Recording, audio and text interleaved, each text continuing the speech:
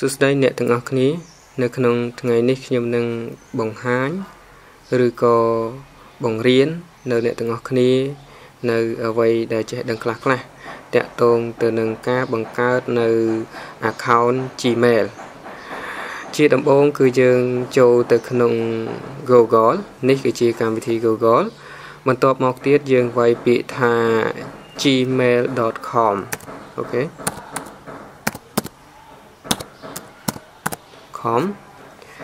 យើងចុចពាក្យថា search អូខេចេញមកយើងចុចពាក្យថា Gmail email from Google នេះមក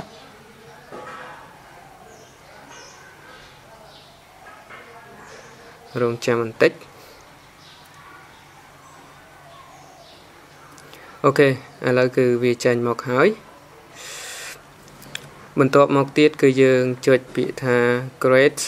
an account មានន័យថាកន្លែងនេះយើងអត់ទាន់មាន account Gmail របស់យើងទេវាចុចឲ្យ sign in ដាក់ចូល Gmail របស់យើងក៏ប៉ុន្តែយើងចង់បង្កើតនៅ account Gmail ថ្មីអញ្ចឹងយើងចុចពាក្យថា create an account នេះដើម្បីបង្កើតនៅ Gmail ថ្មីមួយឥឡូវគឺវាចេញមកហើយតាក់ទងទៅនឹងការបង្កើតនៅ Gmail គឺកន្លែងដែលវាឲ្យយើងបំពេញនៅ webbot ទី1គឺឈ្មោះ first name និង last name កន្លែងនេះកន្លែងការប្រើប្រាស់នៅ Gmail របស់យើងផ្ទាល់ខ្លួនថ្ងៃខែឆ្នាំកំណើតឬក៏កន្លែង page អីមួយចំនួននេះឥឡូវខ្ញុំនឹងបង្ហាញអ្នកទាំងអស់គ្នាតាំងពីលើរហូតមកកន្លែង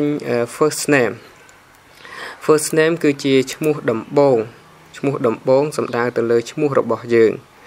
last name គឺឈ្មោះត្រកូលរបស់យើងនៅក្នុងប្រទេសកម្ពុជាយើងគឺយើងដាក់ឈ្មោះត្រកូលនៅពីខាងមុខក៏ប៉ុន្តែ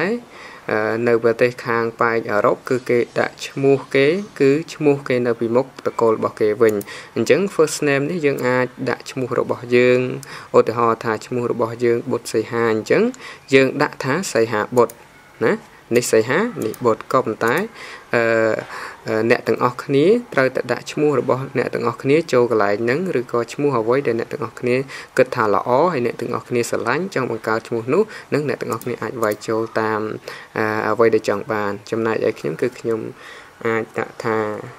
សុបិន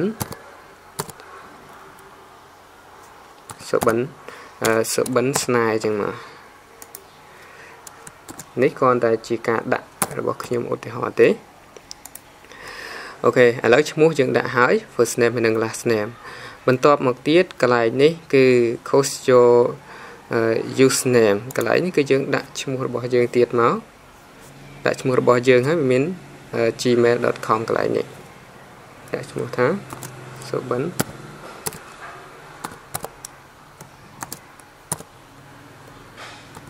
អូខេមកដាក់អញ្ចឹងកន្លែងនេះគឺយើងនឹងដាក់ password របស់យើង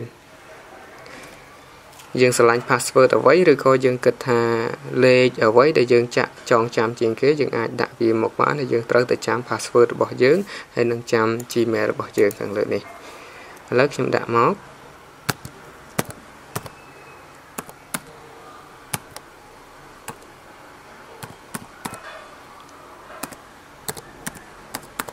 អូខេកន្លែងនេះគឺវាតម្រូវឲ្យយើងជ្រើសរើសយកអ្វីមួយមានន័យថាឈ្មោះកន្លែងនេះវាធ្លាប់មានពីមុនមកហើយអញ្ចឹងយើងអាចជ្រើសរើសយកកន្លែង3ហ្នឹងយើងស្រឡាញ់មួយណាយើងអាចជ្រើសរើសយកមួយហ្នឹងឥឡូវខ្ញុំស្រឡាញ់ថាសុបិន08នេះអូខេយើងចុចយកហ្នឹងអ្នកទាំងអស់គ្នាអាចចុចចឹងបើសិនជាឈ្មោះអ្នកទាំងអស់គ្នាវាធ្លាប់មានអញ្ចឹងអ្នកទាំងអស់គ្នាអាចចុចយកខាងក្រោមដែលវាចាញ់មកឲ្យយើងរើសនោះយើងដាក់ password មួយទៀតកន្លែងនេះគឺយើងត្រូវដាក់ password ឲ្យដូចខាងលើអញ្ចឹង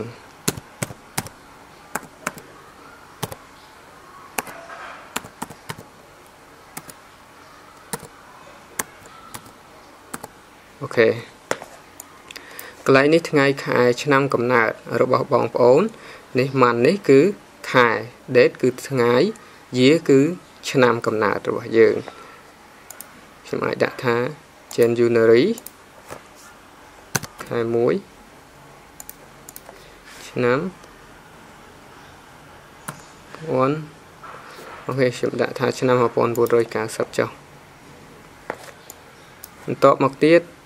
នេះគឺខ្ញុំនឹងកន្លែងនេះគឺវាបំឲ្យបំពេញរោគភេទបើសិនជាអ្នកទាំងអស់គ្នាភេទស្រីយើងដាក់ថា female បើប្រុសយើងដាក់ថា male ឥឡូវខ្ញុំជ្រើសរើសថា male អូខេមកដល់ចំណុចនេះមួយទៀត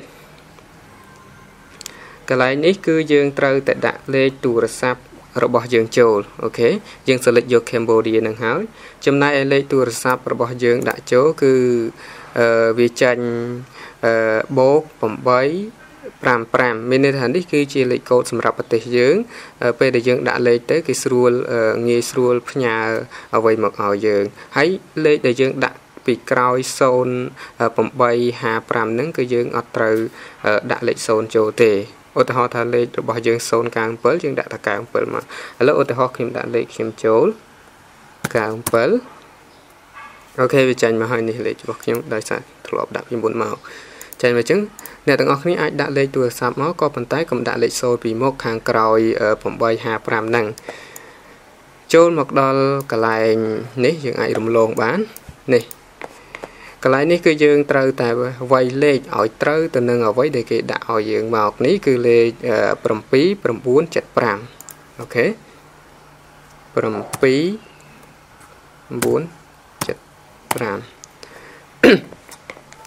ឥឡូវយើងដាក់បានហើយប្រទេសរបស់យើងគឺ Cambodia យើង select យក Cambodia នឹងហើយអូខេបន្ទាប់មកទៀតគឺអ្នកទាំងអស់គ្នា touch គ្រីសនេះមួយមកហើយ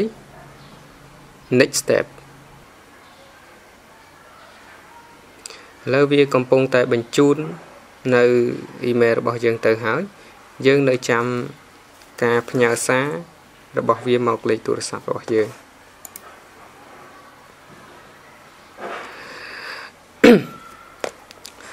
បន្តអន្ទៀតបងប្អូនគឺកលេខមើលនៅក្នុងទីនេះគឺជាលេខទូរស័ព្ទយើងមើលទៅគឺត្រូវតាមលេខទូរស័ព្ទរបស់យើងហើយនេះបើសិនជាយើងចុចកន្លែង voice call នេះមានន័យថាវាផ្ញើសំឡេងមកឲ្យយើងក៏ប៉ុន្តែយើងចុចកន្លែង text message នេះ SMS នេះគឺវាផ្ញើនៅ message ឲ្យយើងផ្ញើនៅលេខ6ខ្ទង់ពេលណាដែលបងប្អូនបំពេញនៅលេខទូរស័ព្ទដូចខ្ញុំប្រាប់ពីមុនមកអញ្ចឹងវានឹងចាញ់ខាងនេះលេខទូរស័ព្ទរបស់បងប្អូនក៏ប៉ុន្តែលេខទូរស័ព្ទនោះបងប្អូនត្រូវតែកាន់នៅទូរស័ព្ទដៃរបស់បងប្អូនឲ្យជាប់នឹងដៃដោយសារតែងាយស្រួល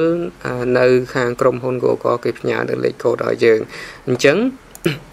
ពេលដែលខ្ញុំបំពេញនៅលេខទូរស័ព្ទរបស់ខ្ញុំចូលរួចហើយខ្ញុំចុចយកពាក្យថា message នេះដើម្បីឲ្យវាផ្ញើលេខ6ខ្ទង់មកឲ្យយើងហើយយើងនឹងបំពេញចូលបន្តទៀតឥឡូវយើងចុចពាក្យនេះដើម្បីឲ្យវាផ្ញើលេខកូដមកឲ្យខ្ញុំអូខេយើងរងចាំបន្តិចវានឹងផ្ញើលេខកូដមកឲ្យអូខេពេលនេះវាផ្ញើលេខកូដមកឲ្យហើយខាងក្រុមហ៊ុន Google លេខ6ខ្ទង់ហើយរួចហើយអ្នកទាំងអស់គ្នាអាចបើកទូរស័ព្ទអ្នកទាំងអស់គ្នាមើលលេខបានឥឡូវខ្ញុំបើកទូរស័ព្ទរបស់ខ្ញុំមើលលេខដែលវាផ្ញើមកសិនអូខេលេខដែលវាផ្ញើមកខ្ញុំគឺ93 80 42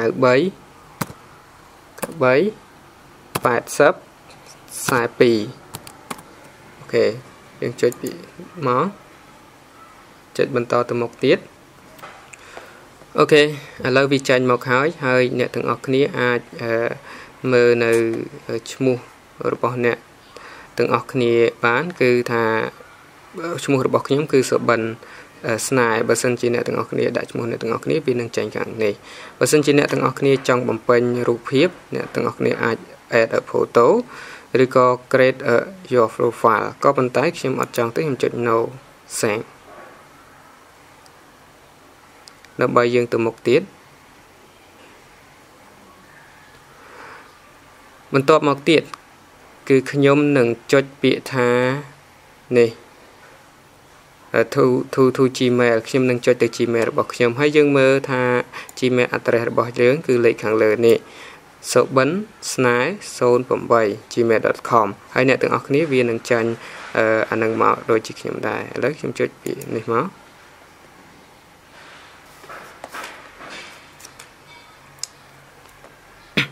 វាកំពុងតែធ្វើដំណើរការ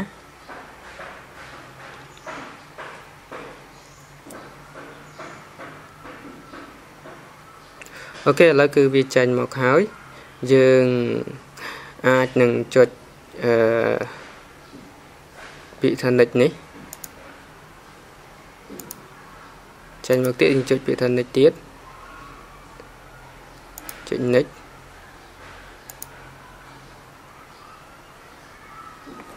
អូខេឥឡូវយើងបាន Gmail មួយហើយ Gmail របស់យើងវាចេញមកខាងនេះនេះ subansnai08@gmail.com